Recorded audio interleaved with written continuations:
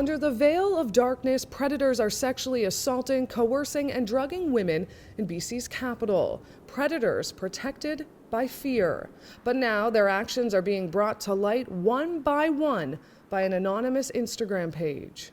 We didn't anticipate the page being this big. It was supposed to be sort of a small side project. It's now sort of taking over our days. We're all putting in about 40 to 50 hours a week.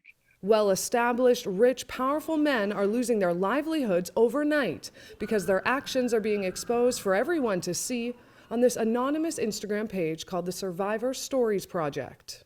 Originally, we would probably get about 5 survivor stories a week.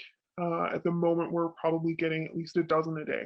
From tattoo artists to service industry workers to luxury real estate agents exposed for alleged sexual assaults. People are going, okay, so this really was significant. This really was assault. This really was a traumatic experience. Graphic posts and detailed accounts of what the women say happened have torn through the community. The page is a necessary thing. It was a way for women to speak up who couldn't speak up otherwise. And what we need is more ways for women to speak up and more people to listen to them.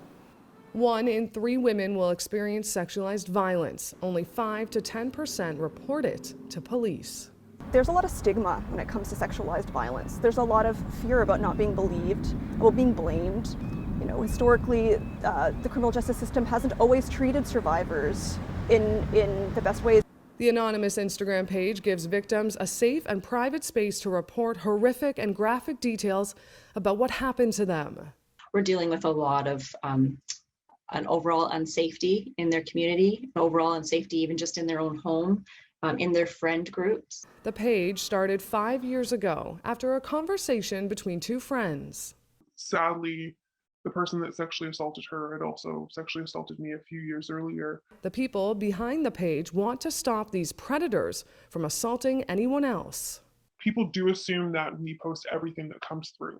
And we actually take great lengths to ensure that whatever we're posting is actually in the interest of public disclosure. So it may be someone that works directly with the public or has had multiple other accounts of assault as well.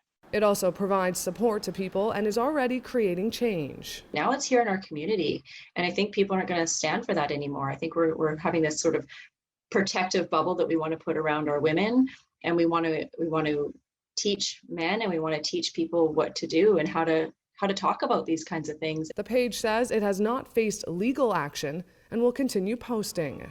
And have so many people, complete strangers, say to them, I believe you, I support you, and I'm here for you.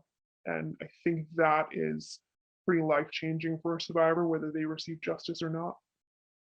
Alana Kelly, Glacier Media, Victoria.